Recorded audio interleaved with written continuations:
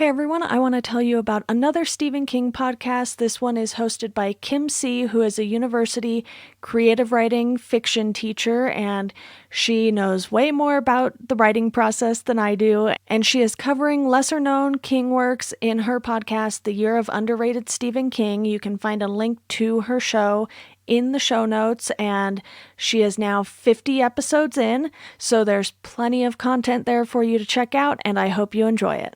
Before we dive in today, I want to let you know a few ways you can support the podcast. The biggest one by far is word of mouth. If you enjoy this and you know other Stephen King fans, please tell them about it. Share the episodes on social media. It really does help.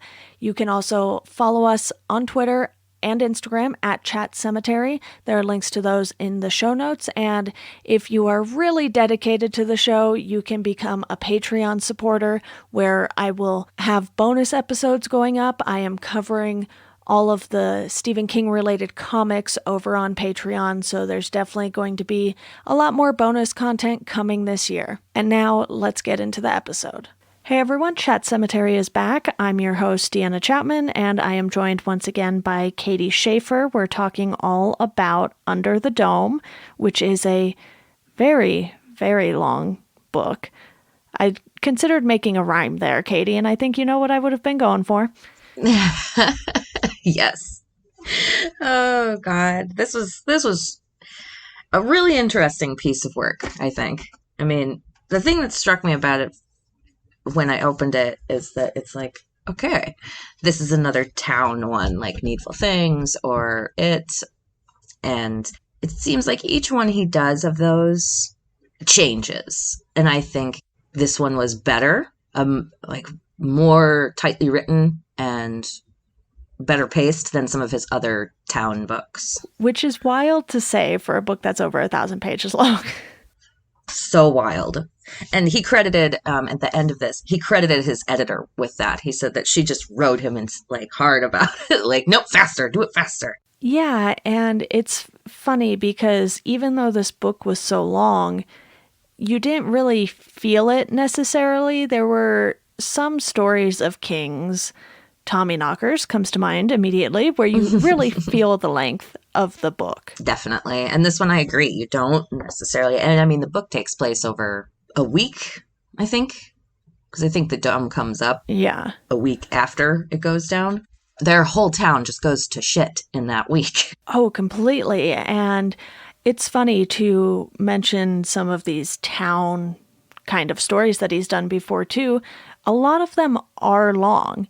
It was also over 1,000 pages, at least my copy was. Needful Things, I think, fell somewhere in the 600 to 800 range or something along those lines. And what I find interesting is that Salem's Lot is the only short town book, really. Yeah, and that one, I think it has fewer characters in it, but it's still very much a town book because you do get, even with fewer, like, main characters, we'll call them. No pun intended. Yeah. Because they're all set in Maine. Salem's Lot really picks and chooses who we're going to get that perspective of, and it gives us a few outside ones, and those color the rest of what's going on. Yeah, and I read a hardcover copy of Under the Dome.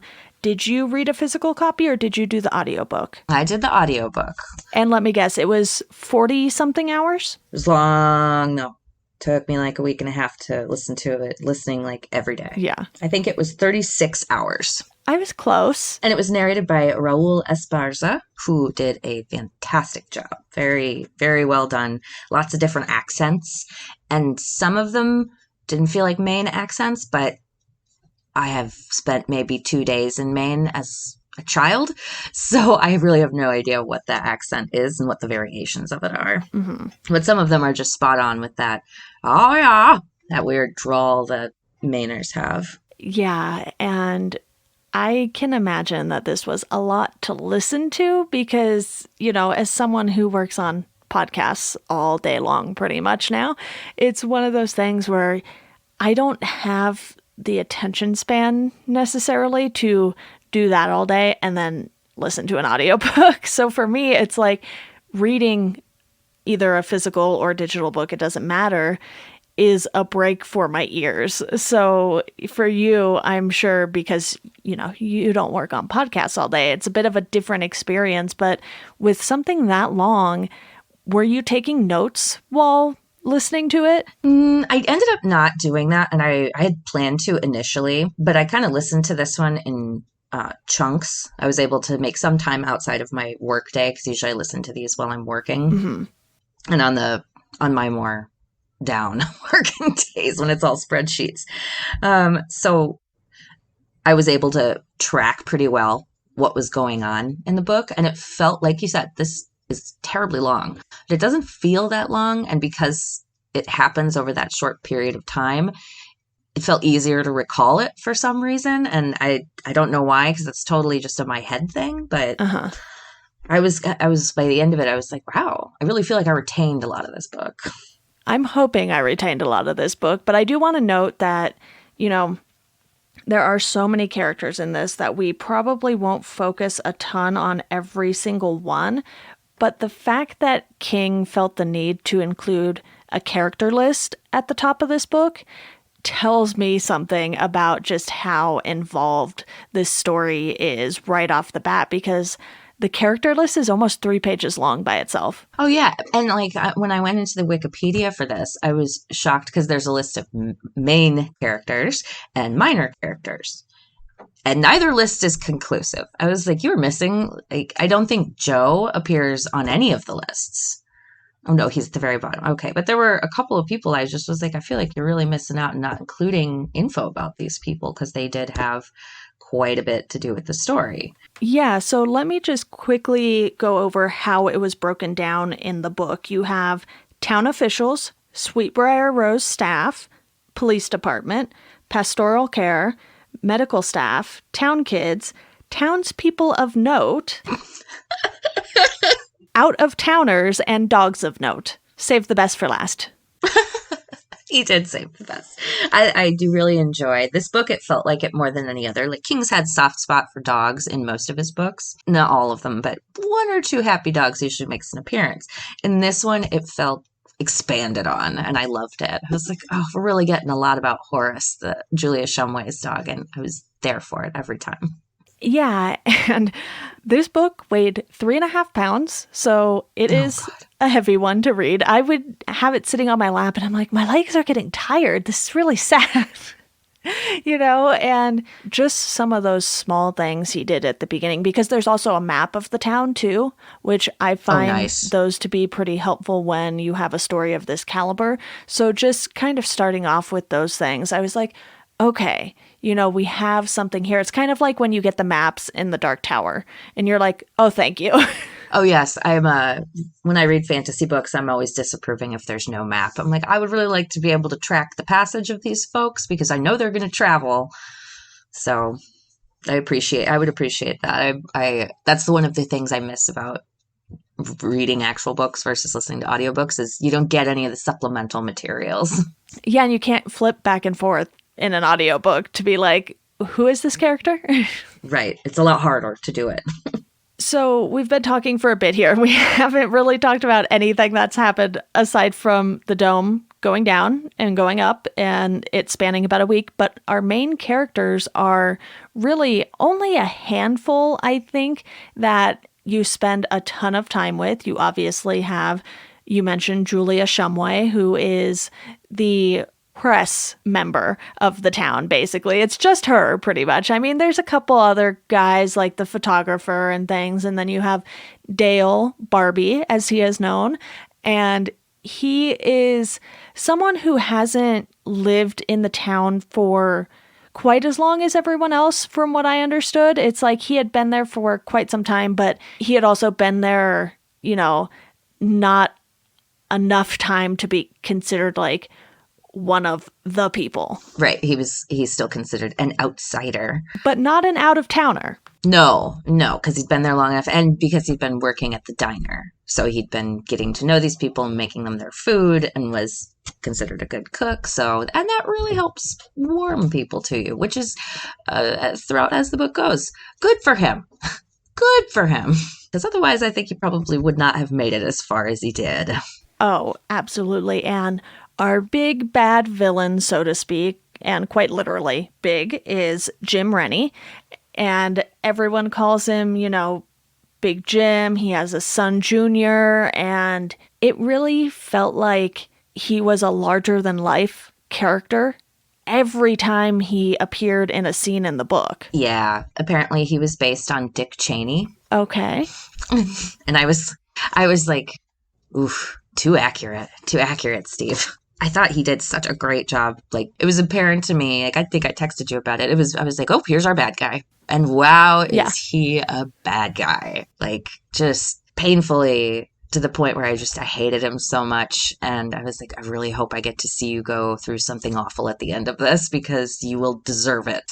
I'm like 3 pages into reading about him and I'm thinking that already. Yeah, King is so good at writing characters that you just instinctively hate, because I don't know if anyone could read this book and like Jim Rennie. No, he's very hateable. King does a good job of making him feel not like a caricature, because he definitely throughout it gives us that inside head perspective of Rennie, where where Rennie is justifying his behavior to himself. And by the end of it, when he's really gone off the rails, there's been a gradual progression up where you see how ruthless he was when he started, and you see him as he's grabbing more and more and more power. You see him being willing to do worse and worse and worse things to get it and to retain it. Yeah, and like I said, there are way too many characters here to focus on all of them, but you also have plenty of other people in the town who are just terrible, terrible people because, and trigger warning here, there is a not super detailed rape scene, but King writes it in a way that kind of lets you fill in the blanks in such a terrible way that you know exactly what happened without him having to lay out every single detail. Right. I thought it was very well done. I mean, as much as those things can be well done, it's always going to be painful to read. He does it in a way that I feel is respectful of the victim. And the fact that it was a bunch of quote unquote cops who committed this crime. Right. And that Sammy gets her own back is very comforting. And the other big bad I thought we should mention here is Rennie's son, Junior. Yes. Because the two of them, are kind of the two really nasty antagonists in this book, even more so than Rennie's eventual second-hand man, because Junior is the one who's, he has a brain tumor. So he's just going around brutalizing people and murders 2 girls he knows in the first day, isn't it? Doesn't he kill them kind of one right after the other? I think so, because it's Angie and Dodie, right? Right, and Dodie feels so bad for that character, and not because of King, but because how he writes about her. She's just obviously this forgotten person who's mostly neglected by her parents, and she's just trying to make it, and we don't even really get to know her, and then she's dead. Right, and they were both waitresses at Sweetbriar Rose, so they also had this connection to each other and seemed to be friends and get along pretty well, and then you have these terrible things happen to them, and Junior is arguably worse than his father. It's just his father is much smarter than Junior and way more manipulative, but Junior is the one who is more dangerous because he does not have that higher intelligence. Right, and he's the brain tumor, which is at the point when the book starts, is already to the almost terminal stage. Mm-hmm. And there's no cutting it out at that point, and it's causing him to have these violent rages. And you get the sense that Junior was a bully and an asshole before, but the tumor pushes him to the point of being a psychotic madman who just loses it and becomes a homicidal maniac, which makes him even more scary because he's so unpredictable. Another thing that I liked about the characters in this too is that the town kids aren't as involved in the story as, say, the Losers Club in it, but they are given enough to do to kind of make you feel that connection with those kids that you kind of feel with the Losers Club. And we don't need to know quite as much about them in order to get that. And obviously, with these books being of very similar length, we get way, way more of the Losers Club. But here you get just enough of Joe and Nori to know that these are kids who aren't going to give up. There's this thing in their town, well, covering their town, and then there's all these people in their town who are not great, and they are so adamant about being a part of the solution.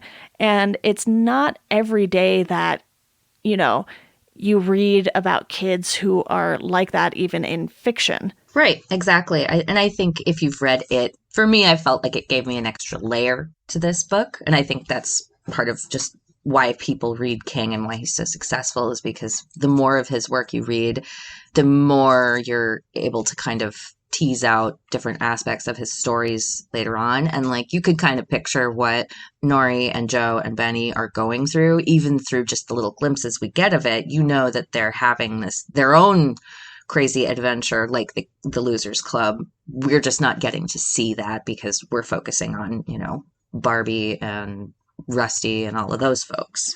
Yeah, I would definitely say that Barbie and Julia are sort of the dynamic duo here, but then you have characters like Brenda and Rusty who are also heroes in a sense. They just aren't the center of attention necessarily, especially for our bad guys.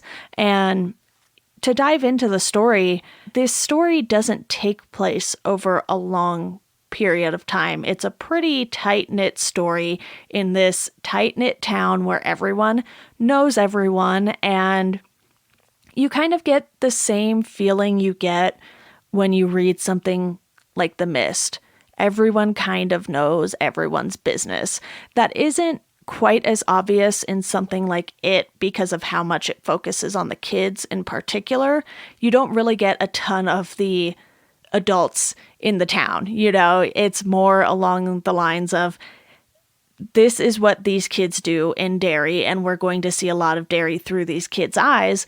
But in this, you get a mix. You get what the kids are going through, but you also get a lot of all of the tension between these adults, the ones who don't like each other, the ones who are, very buddy, and you really get a sense of who all of these people are. And even if they aren't major characters, King still does a very good job of kind of explaining their role in the town from before the dome dropped. Yes, and he does it in a real short way. Like it's not long or exaggerated. We don't get, childhood stories from all of them. We do from a couple, but they very much play into what's going on in the current time.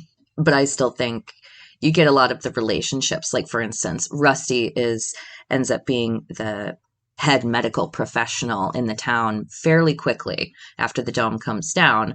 And his relationship with Twitch, who is the ambulance driver and nurse, one of the nurses for the town, and the two of them obviously formed this long-term relationship. But it's just in their conversations, in like the scene where Rusty takes a cigarette, like it's just these little things that really blossom and give you context for how the people will act later.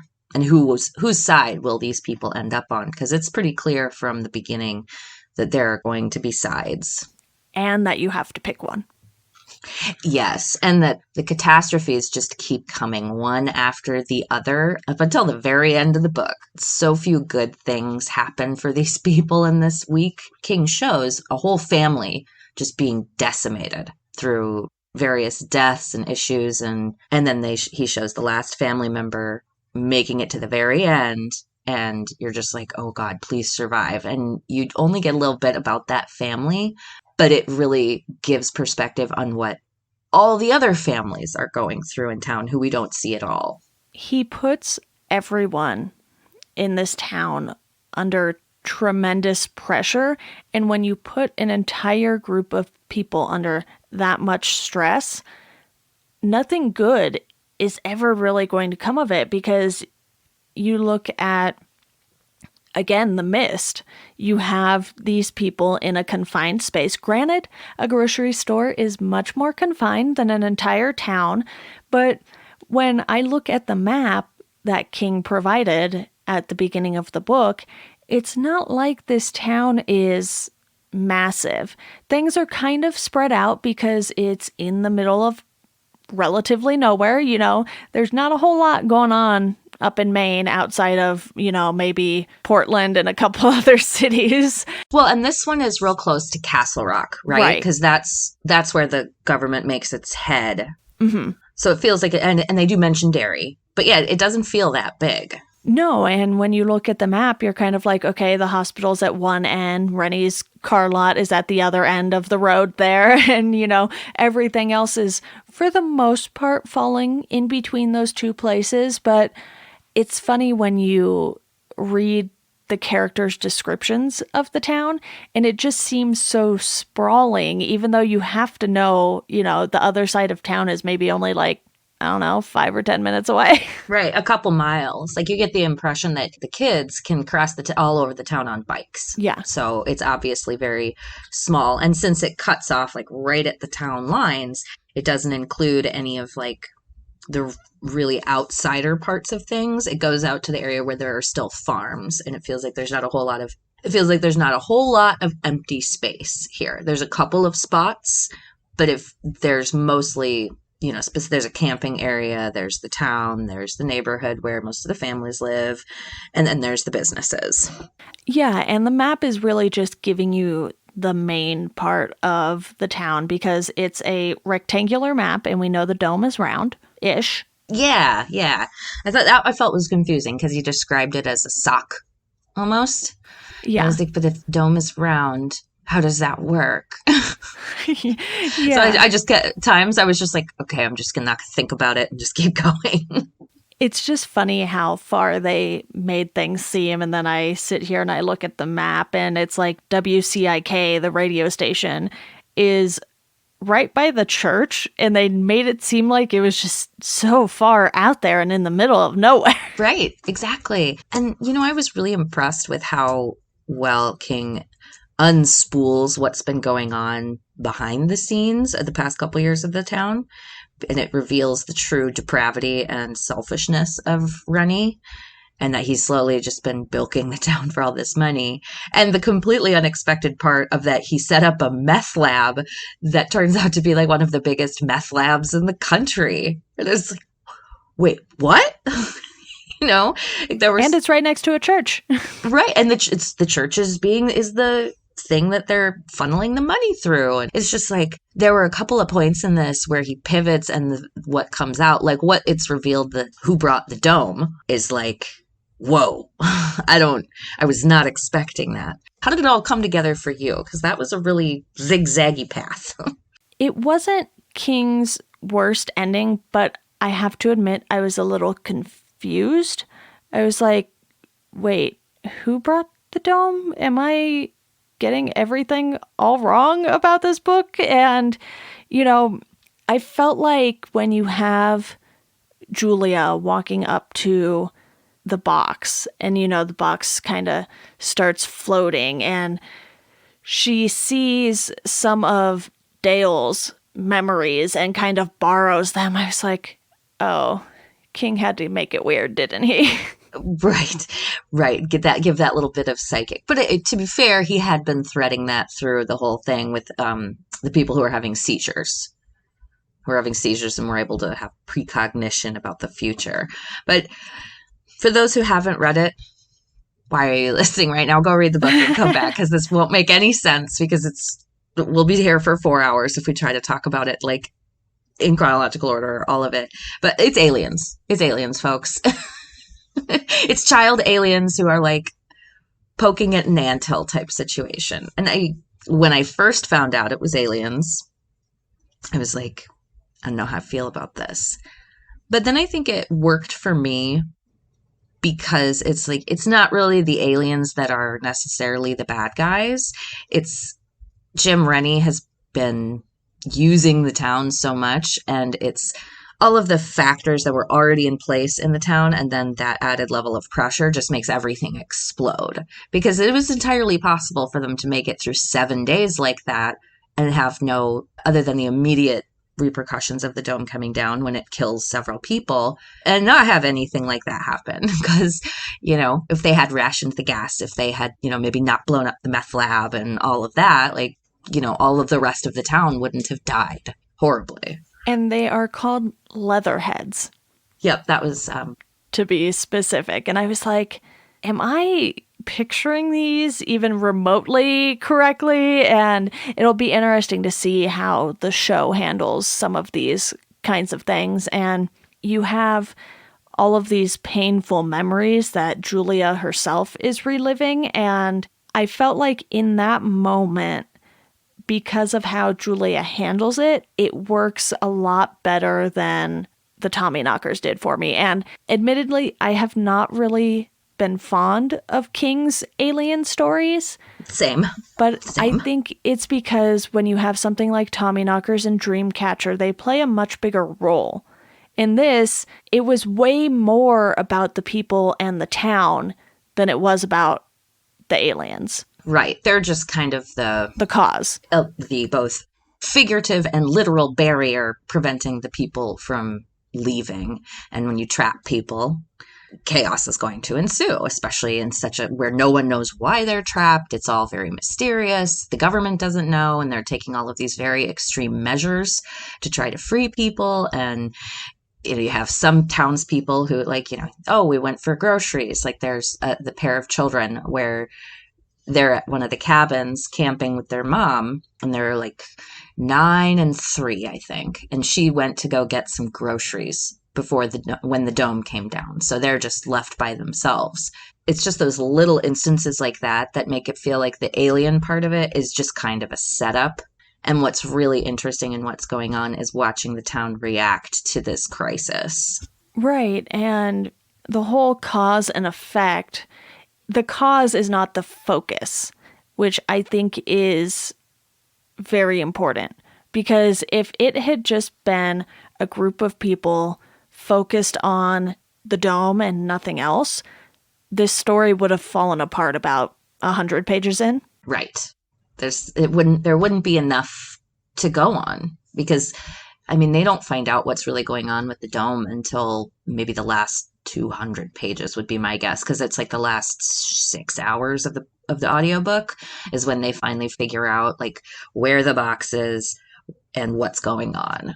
Right. And we have to talk about some of the major events that lead up to this, one of them being Barbie being framed for murder, because Jim Rennie knows that something isn't quite right with his son, and he just wants Barbie out of the way because Barbie poses a problem, since the president is aware of his existence, and, you have the military calling him back to service, basically, to figure this all out. So Jim does not want to lose his power. And it's funny because he is second selectman. He's not even first selectman. And then the police chief, first off, the first police chief dies because his pacemaker explodes when he gets too close to the dome.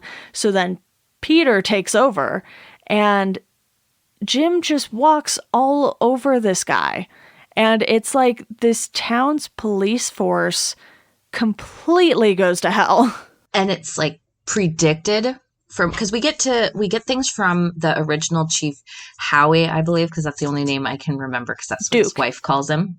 Duke, thank you. So Duke, the original chief of police, we get a tiny bit of his perspective before he dies. And you get the sense of oh, thank God, at least this guy is competent and willing to stand up to this Rennie guy, and phew, at least there's someone in control in the town who isn't a complete idiot. And then he dies. And it's just God damn it. And it's okay, things are going to get real, real bad, which you can always assume with a King book. But with this one, it's foreshadowed so heavy that there was certain times where I just had to put the book down because I was I don't want to know. this is just going to be too bad. And it was felt like it was full of this feeling of dread. Like, I don't know if I want to see how bad this one gets. And they just kept laying murder after murder on him when it's like, okay, there's no way he could have done all of these, just by the fact that he was with other people. And, that story unfolds, but he was accused of killing Reverend Lester Coggins, who was laundering money for Big Jim, Duke's widow, Brenda, because Brenda finds this file, and I believe it's called Vader, which I enjoyed the Star Wars reference there. And me too.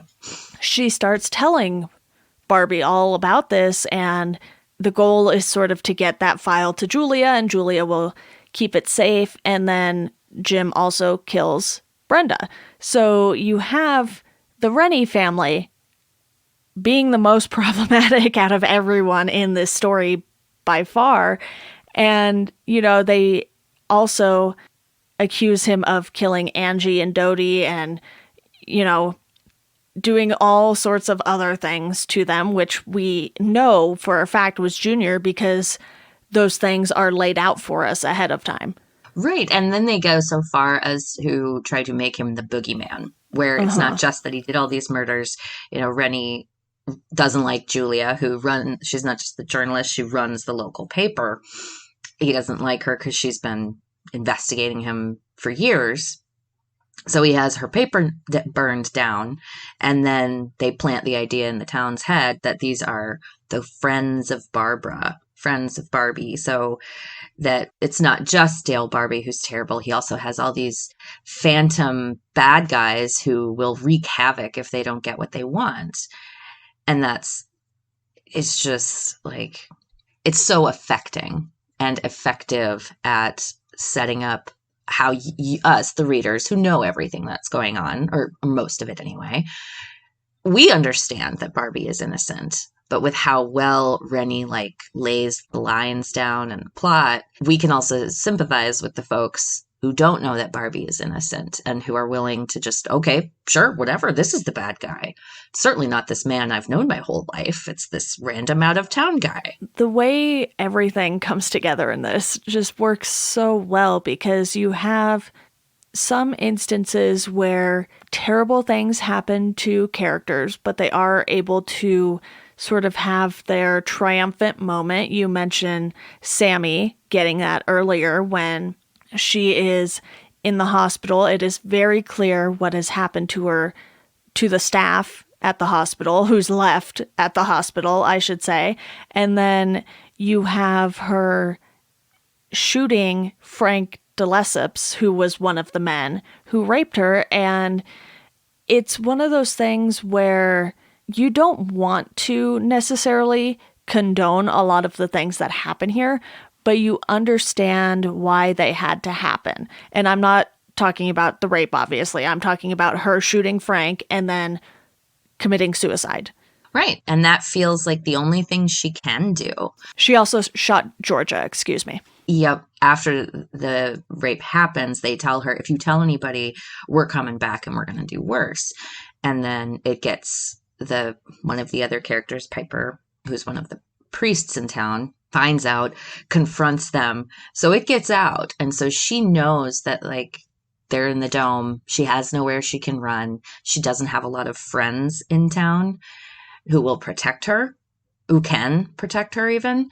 So she feels that this is the only thing I can do. This is how I can get back at them. And she leaves her infant child behind, who, even though she's definitely not the best mom, you can see that she really loves her baby and really cares about him. And I found it very interesting that they named him Little Walter, with Little being the first name.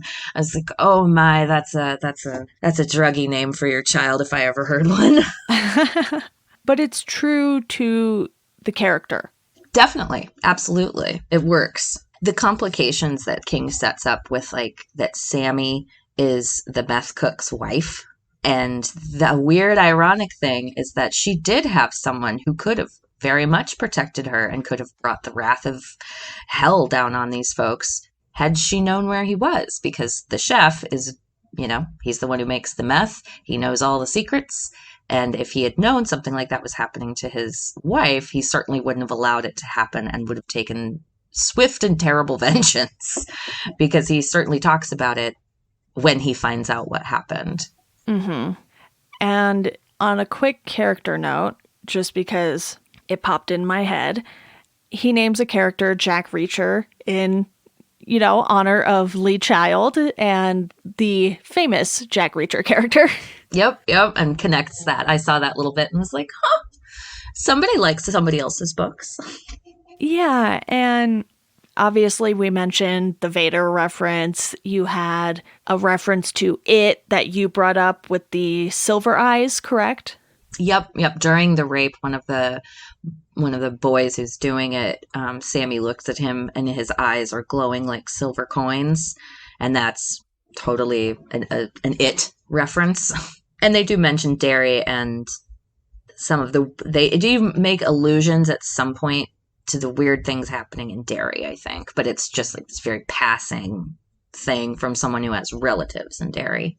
Yeah, plus you have the fact too that we're not even seeing everyone in the town. This is just who was there on Dome Day, because you have some instances where someone's dad was out of town for a business trip or something. Someone's mom left town to go to a different grocery store because she preferred that one in Castle Rock instead of the one in town. And you have all of these people from the town who are trapped outside of it too. And you don't even really consider that while you're reading this because of how much is going on within the dome.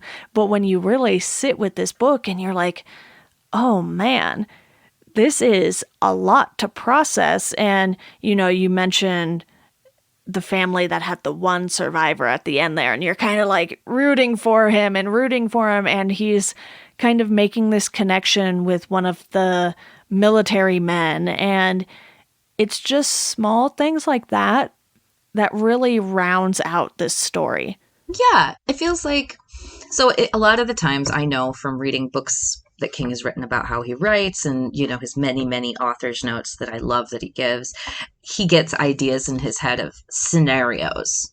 What would happen if aliens came to town and poisoned the entire town against each other? Tommy knockers. Or what would happen if a vampire came to a small Maine town, Salem's Lot? And this one is very obviously what would happen to a small town if it was confined.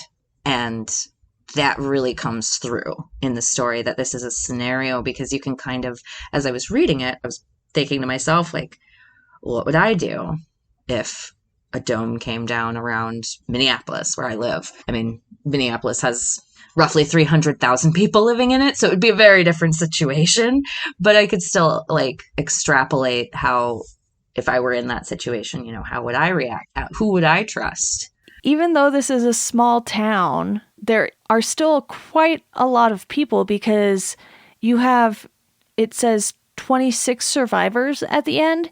And given that we know a ton of people died, it's not like this town was only 100 people. It was definitely, I think, somewhere closer to 1,000, because it mentions that 800 and some people die on Visitors' Day when the meth lab blows up, and the fire spreads through the town. So I would guess roughly 1,000 people probably live in this town, which is not huge for, like I said, Minneapolis is 300,000 people, and you live by, Denver, which is probably about the same. But 1,000 is not that big, but it's still a lot of close connections that people have. Mm-hmm. Because the area that we spend time in, a lot of it is sort of the main drag, if you will. It's where the grocery store is, the hospital, the diner, the health center, I think, is right next to the hospital, the church. And so it's kind of like you're on Main Street, essentially. I don't think it is called Main Street, but, it's one of those things where you're in a specific area and you get the feeling that Chester's Mill is bigger than what we're seeing, but a lot of it is rural. So you have farms and you have, people who live on quite a bit of land, from what I can tell. So even though it's a quote unquote small town, the main part of town does feel that way, but it's kind of sprawling once you leave that main section, but we don't really leave it all that much. Yeah, yeah. It feels like there's lots of dairy farms, and there's a couple of pumpkin farms and stuff like that around. But and like I said, there's a couple of areas that are just not populated that we go to later with the hero group. I like to think of it as. Yeah, it feels very close. Like once you get near the end, when Rusty and Barbie have been arrested, and the group of heroes is trying to flee the town, it's like a nail biter because they run into one of the groups runs into Jim Rennie's truck, and they're just like hiding a van behind a tree. It's like, okay, that's weird. I feel like that would make me notice a van more if it was hiding behind a tree than if it had just like parked on the side of the road. But it feels like there's so few avenues out. It's not like, and like even at the beginning, King lists how many roads there are out of town, and it's actual roads, I think, are like 3. And then he names a bunch of cow paths and like old roads that aren't used anymore, that type of thing. So it feels like a very small area. And you have Little Bitch Road. Little Bitch Road. Gotta love Little Bitch Road. I think he really enjoyed naming that one. He really did. And you don't necessarily know quite how big of an area the dome is covering, but you eventually kind of feel like it's one of those towns where everyone kind of congregates in a handful of places, and that is how everyone knows everyone. Because when you think about it, even if this is, say, 1,500 to 2,000 people in the town, how likely are you just in Minneapolis, let's say, to know that many people? Right. No. No. I mean, I don't because I don't. Because you have, 20 different grocery stores that everyone goes to. And, Exactly. It's not like there's one church, one grocery store, one radio station. You have so many more things in a bigger city. And, you could even argue it's the same with Portland, Maine. And it really felt like even though it was a large number of people, there weren't a ton of unknowns about this town and the people in it. Right. I mean, I thought the thing that described to me how small this town was is that there's one bar and one restaurant, and it's a diner, so it doesn't serve booze. So in the area that one bar can service all those people, and maybe this is because I live in Minnesota and I'm close to Wisconsin, which has like the most per capita bar. There's more bars than churches in every town in Wisconsin. So I was like, there's one bar? How the hell do they all make do with that? And it's, so that to me more than anything else. And I think there's one grocery store and then like a Stop and Save or whatever, like a big bodega is what I would think of it as. And everybody goes through there. And even the people who we don't see for more than like 2 pages, where they just make a little appearance, like Henrietta, or the old lady who, how does she put it? She breaks her ass. She's like 80 years old or something. And then we see her a little bit later. Like you get the sense that these are people who are known in town. Like everybody knows who that 80-year-old lady is. And everybody knows who Julia Shumway, the newspaper lady, is. So it feels like you said, like there's not a lot of unknowns, and there's not a lot of unknown people in town, even if we don't see them. Like everybody kind of knows who everybody is. And as someone who now lives in a smaller town, so to speak, in comparison to, when I lived in California, there's 1 or 2, they're not even really bars, they're breweries, so I guess they are. One serves food and one does not, but they're not like your typical bar setting necessarily.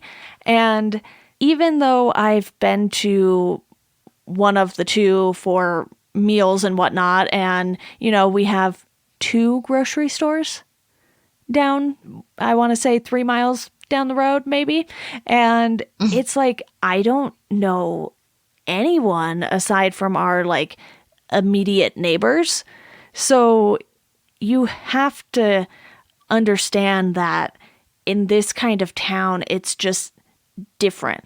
Because even though I'm in what some people would consider a smaller town, we're right outside of Colorado Springs. Right. And I get the sense that before the dome comes down, that's kind of how those folks are. That like, oh, well, I just drive over to Castle Rock, or I Yeah. just drive to, Derry or Portland or Bangor or whatever. And they don't necessarily feel like a small town, like they are, but they're very connected to the space around them, and they only realize just really how small they are once the dome comes down and they're restricted to like this fairly arbitrary space. Because as towns spring up, like the lines that divide one town from another, because I think the next closest town to them is Mawton, so it's the Mawton town line where the dome comes down. They don't even realize really how small their town is, and so it immediately becomes their trapped. It really enhances that feeling of being trapped, because I think it talks about the dome comes down sometimes in the middle of somebody's field. Yeah. Where half the field is in one. And like, oh God, that poor lady who loses her arm in the very beginning when she's gardening in the back. She's gardening in her back and the dome comes down and it comes down right on her arm. And then she dies from blood loss. And it's like, whoa. Whoa. And that really to me showed the limitations of thinking of things as like, oh, well, there's not really that much difference, say, between Chester's Mill and Mawton. But when you really get down to it, it's a very small area. And the big difference is between a place like that and where I am now is that these are all family-owned places. You know who owns the grocery store. You know who owns Sweetbriar Rose, because it's Rose. It's literally in the name. And here, it's Burpee's like department store. Our two big stores are Safeway and Walmart. And it's like, those are not family owned. Well, Walmart still technically is. Technically they are. We won't get into Technically. that. But not local family, I mean. Right. It's not one family running the whole thing in every store. Right. So it's just a different vibe that you get from this kind of town. And I think the story is one that works because of how character driven it is. Definitely. I think the characters, and especially the generous blend of characters that we get. Like, I know that King, one of the many criticisms of Stephen King is that he has a lot of times too many characters, too many voices in his stories. But I think it really works here. And it has, like, I don't think it worked in Tommyknockers, but almost nothing works in Tommyknockers. But that's the best example of like too much, just entirely too much in all ways. Wherein with this, we don't keep going back to like the lady who broke her ass. Like, we only see her twice, and it's mostly for comedic effect. And there's not a lot of comedy in this book, so it's very welcome. He really uses the smaller characters judiciously to illustrate something that's going on or to describe like the consequences of something happening. And that works tremendously well. And then it allows the more main characters like Barbie or Julia or Rusty to really drive the story forward. And we get so much, I think. I really enjoyed, although I hated Jim Rennie, I really enjoyed how much detail we got about his thought process, his history, like why he does what he does. Like, we find out that he killed his wife. That was the first person he murdered, and it's just kind of dropped in there. But we get so much perspective on how this terrible, terrible person has such tight control over these people and is able to manipulate them so well. What makes it work, I think, too, is the fact that the story isn't told from one character's perspective. We get a lot of different varieties, so we can see a lot of the different things that are happening. And I think this one, more than any of the other town books I've read, is a culmination of his ability to do that, because the story feels very overarching and gives us a good perspective of all the different sides of what's happening, especially once we start getting it from like the chef's perspective. And he sucks in the first selectman, Andy, and we see them deteriorate very quickly together. Very quickly. We really get to see a lot of the overarching picture of what's happening here. And then he does a very good job of making the people who don't know the overarching history or the whole story of what's going on contribute to that story without needing to know any of those things, because they're just, as Julia says, they're just living their little lives. Yeah, and I've been sitting here as we've been talking, trying to think of how I would describe the plot of this book, because really it's like this dome comes down and people's animal instincts just take over to the extreme. And there isn't a ton of big plot moments in this. It's like, here's this one event that happens and it causes all of this chaos.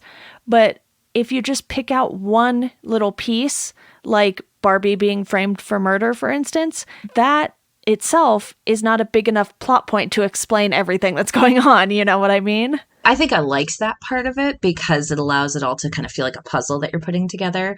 And then I would say the middle third of the book, which comes, I would say is kind of designated by the food riot, the very orchestrated food riot that Rennie causes to happen.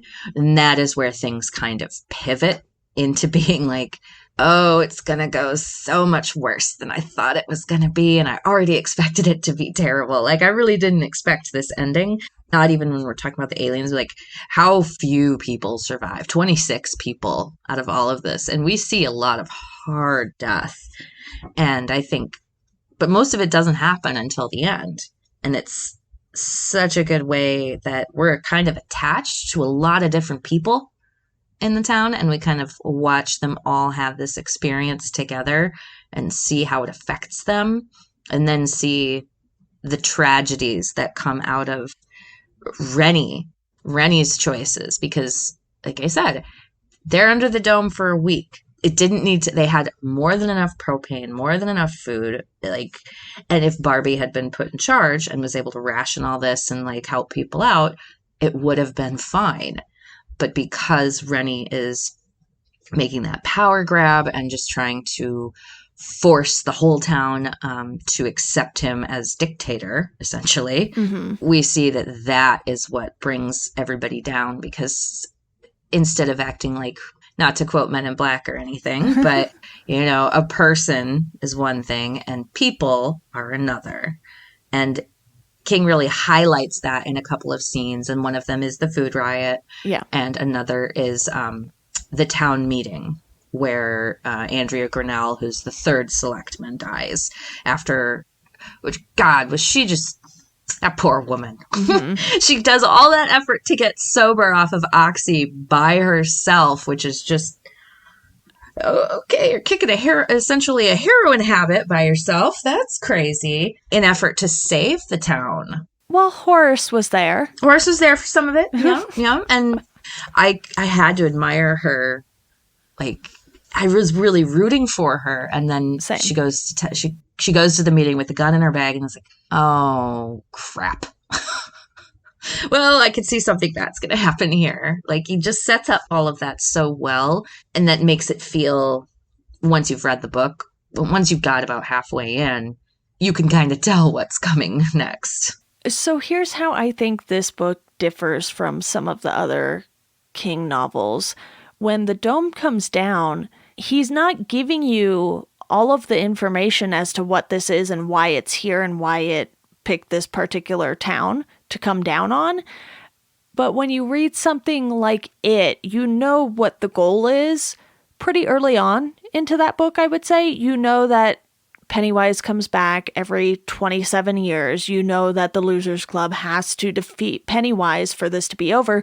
So therefore, you know this is all building up to this big battle at the end with Pennywise. But with the dome, you never really know what it is or why it's there until, like you said, that last 100 to 200 pages, really. And even when you're, 50 pages from the end, you're not 100% confident they're going to be able to get rid of the dome. Yeah, I mean, I think he brings this ending. Like, King has kind of two styles of ending that I've seen. One where, I was like, Gerald's Game is probably the best example, where the story that we've been looking at ends, and then we see the aftermath. Rose Madder is another one. Yeah. Both of which we've talked about. And in this one, he chooses to do the opposite, where he brings the story right up until the end. And then immediately after the denouement of the story, he ends it. And we don't necessarily get like an afterword or anything like you do in some of his other work. Which sometimes is unnecessary. So I like that he just kept it here. Totally. Like, I didn't need to know if Julia and Barbie live happily ever after. I didn't need that. I was satisfied with this ending and felt like it was a very good one. And it was a really great summation, despite the alien stuff does kind of feel like it comes out of nowhere, but it feels much more like it's a tool in order to tell this other story. And then it's the final step that they have to defeat in order to not suffocate to death, because there's no good air anymore. And it makes it interesting. It gives an interesting challenge for these characters to overcome after they've already overcome the challenge of Jim Rennie, destroying everybody for his own personal gain. Right. There's one aspect of the story that we haven't touched on just yet, and we haven't really mentioned Cox in general, because he's, the military man in charge. He's the one calling Julia and Barbie and kind of being able to communicate with whoever he wants in the dome. And he really acts as this antagonizing force for Jim Rennie. And that's where some of the humor comes into this. You mentioned there's not a ton of it in this book, but when you do get it, you just root for it, because you have this moment where Big Jim and Colonel Cox are on the phone and he's just going at him. And even though Colonel Cox has absolutely no idea what's going on either, and, they've shot missiles at the dome, they've gone to the extreme to try and figure this out. And it's something where the military failed, but right. Colonel Cox accomplished everything he needed to, in a sense, aside from figuring out the whole dome thing. But in a way, he played the perfect role that was needed of him. Right. He's their connection to the outside. And I just love that character. I got to say, I would love to see another book with him show up in it, because he's just the perfect amalgamation of like military hard ass and snarky guy and all of that. It's a great trope that King fulfills well. And I loved seeing him, because we don't get a lot. Do we get any scenes from his perspective? I didn't think we did. I don't think so. So we just see how he is reacted to within the town, because like you said, he can call and contact anyone. And he starts with Julia and Barbie and eventually has to work with Jim. And then when things all go to shit, he calls Jackie, which is where the Jack Reacher reference comes. And we kind of get to see a few different sides of this guy. And I loved the antagonism between him and Julia. I thought that was just so perfectly done, because he's not, you don't come across as he's like a heroic nice guy or anything. You get the sense this is a man who's just trying to do a job, and he's very military and government minded, but he's integral to them communicating with the outside world. And a couple of times is very integral to guiding how Jim does things so that the hero group can succeed in their goals.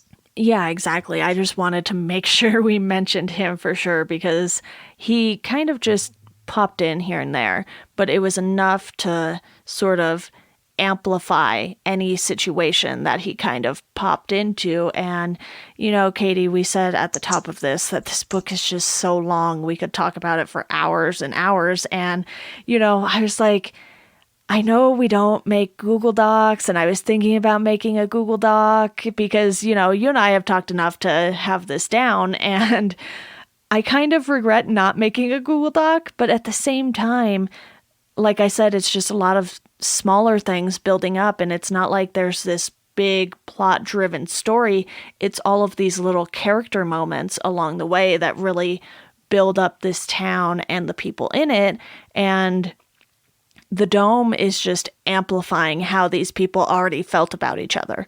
That's the best way to put it. It amplifies all of their relationships because there's no getting away from each other.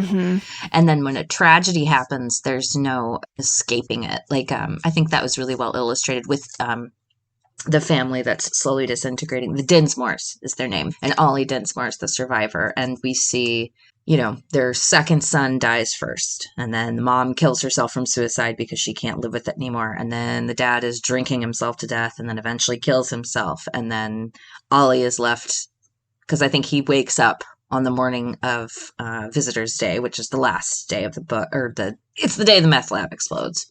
He wakes up and he finds his dad and has to deal with that. And then all of a sudden, the 50th catastrophe is happening, and he has to find a way to survive, and does so with oxygen tanks and all this. I think that story really encapsulated the non-main character costs, like the civilian costs of what was going on here for the people that we didn't really see, because these folks didn't have any direct effect on the story or anything like that. Right. They're just trying to live their lives, and it gives a very human perspective on everything. And like you said, there's no aftermath in the story. So King leaves it open-ended to where you understand that these 26 survivors are going to have to live with this for the rest of their lives, but it also gives you some hope that they have a much deeper appreciation of everything they have now, too. And you said specifically, we don't see, if Barbie and Julia live happily ever after, and we don't necessarily need the two of them to live happily ever after together. We just need to know that, these 26 people, they'll probably be okay. Right. And that they're probably going to suffer some pretty severe health effects from being in a dome that has got meth lab air, because when the meth lab explodes, there's what did I say? Like between 300 and 400 propane tanks. So it's this giant fire explosion that sucks in all the oxygen. And so the only thing that's left is the toxic chemicals from the meth lab and carbon dioxide and carbon monoxide. So the vast majority of the town is no longer habitable while the dome is in place. And that is why if you don't get killed by fire, you're dying from no air. And so that these people are going to suffer ill health effects from it for the rest of their lives. They're going to have the horrific trauma for the rest of their lives. And I think King made a good choice to just cut it off at the end and allow we just get to see them make it through this. And then they get to go off and live their lives afterwards as characters in our heads, as opposed to we get the details about what they go through.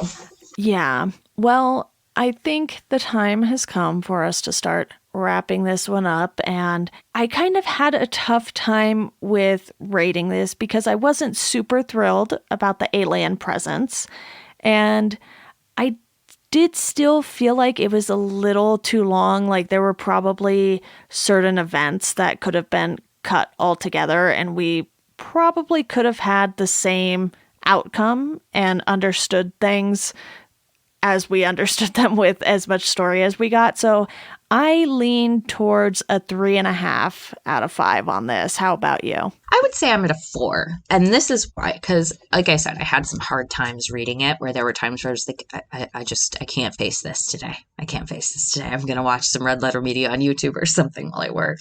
But when I was done with it, I found myself like, oh yeah, I got to turn oh wait, no, I finished that book.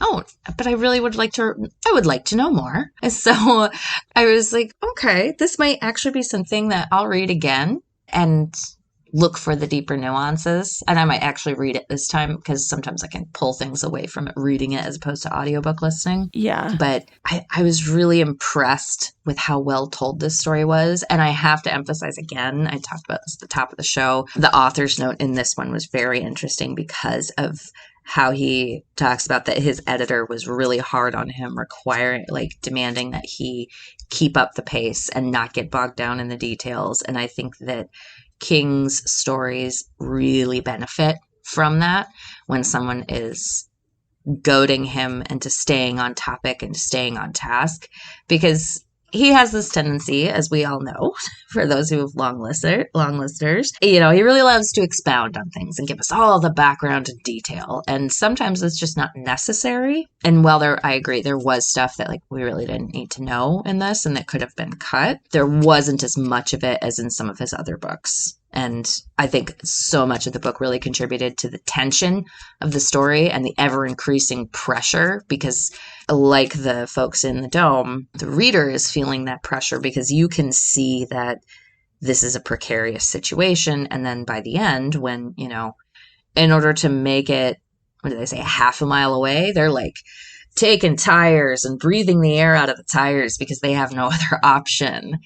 So there's just this constant rising internal pressure within the story. And I think King does that so well. And because he had an editor who was able to help him keep the story where it needed to be. I wouldn't say I would read this one again just because it's a lot. And I felt like I remembered enough of the story to know why I liked it and why it was a little different from some of King's other town novels, like you mentioned. But at the same time, for me, the ending was fine. It wasn't by any means his worst ending, and it wasn't the worst use of aliens either, but I don't know what it was about this. I do think it's kind of an underrated Stephen King book. And look, a 3.5 out of 5 is not bad. For the most part, I have leaned 3 stars and above on most of what I've read, with a couple of exceptions, like we mentioned, Tommyknockers and Dreamcatcher, not my favorites. And who knows if there will be another one in the future that is not my favorite. I think I have about 15 or 16 books left by this point, and I don't regret reading it. So I think that's why it's okay with me that the ending wasn't completely perfect. Yeah, and I agree. Like I said, I think I really love when King does this, when he branches out, or well, not branches out, but when he tackles doing something really complicated. Because we've talked before about like when he did the Green Mile, he's doing something new and different and trying to keep things fresh. And I love that even at, God, what is he, like 75? He's been publishing since he was like late 20s, I think, is when Carrie came out. 74, I believe, is the date on Carrie. So he's coming up on 50 years now. Yeah. That's terrifying. So mid 20s. I know, right? I'm sure it's even more terrifying to him. But he just keeps pushing himself. And he's not like no, to be clear, I have no judgment and no problem, and I am not denigrating these authors when I say this, but he is not like a James Patterson or a Tom Clancy or a John Grisham, where we're just kind of getting the same kind of story retold in a little bit of a different way. With King, he really tries to push his boundaries and make something new and different and tell us something we haven't seen before. And I thought this was a really amazing effort on his part to do that. And he, probably more than anyone, knows the criticism he faces when he puts out these 1,000-page tomes, but he just keeps doing it because, number one, because he can. And number two, because he feels he has a story that people want to hear.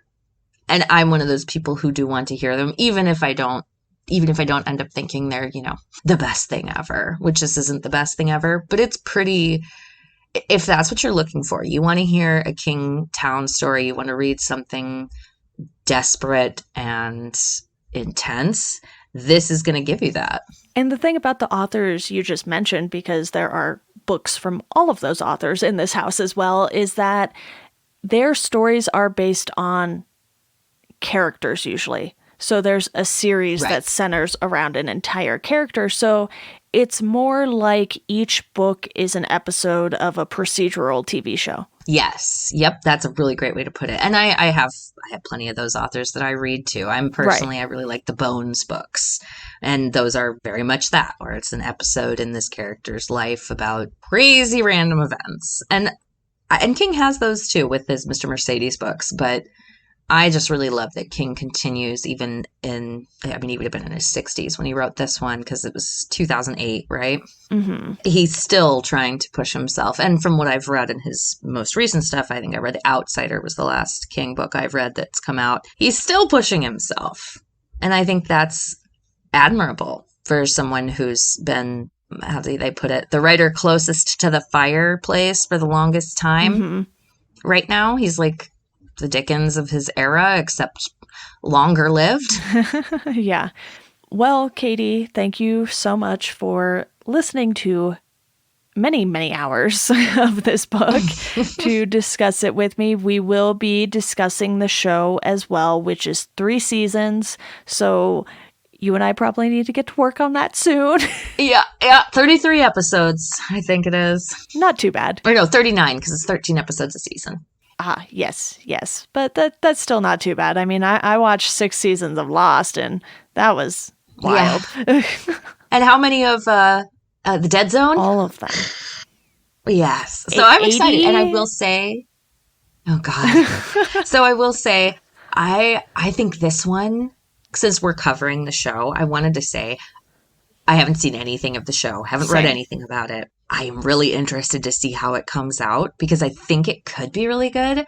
I believe it's a CBS production because they do most of King's stuff. I think it was Spielberg's company doing it as well. I only looked up the cast and very minor details about it, but the cast is kind of crazy. I mean, it's definitely like a network TV cast, but there's some returnees to the King universe with this one. Excellent. I'm really excited to see if they can pull this off. Like, I think it could make a good TV show. Unlike some of King's stuff where I'm like, no, why would you adapt this? This is like trying to adapt Watchmen or another Alan Moore property to film. It doesn't work. But I think this one has a lot of good opportunity in it. So I'm really hoping that they pull it off and it's not like, the 90s, The Stand or something like that. We'll see. Or God, what was that one? The Golden Years? Yeah. Oh, I don't think it'll be that bad. No, I hope not with 39 episodes to watch. Yeah. Well, like I said, I watched 80 episodes of The Dead Zone, so... We can do it regardless. Yeah, we'll be fine. We'll survive. Yes. All right, Katie. Well, thank you again. You will be back soon. Thank you so much for having me, and I hope everyone listened enjoyed it. All right, that does it for this episode of Chat Sematary. You can support the podcast on Patreon for $1 a month. You'll get a thank you on the show. For $2 a month, I will send you a Chat Sematary sticker. And if you want to follow us on social media, you can do so at Chat Sematary on Twitter, Instagram, and Facebook. You could also rate and review the show. That's a huge help. And as always, thank you for listening, and we hope you enjoy the rest of your day.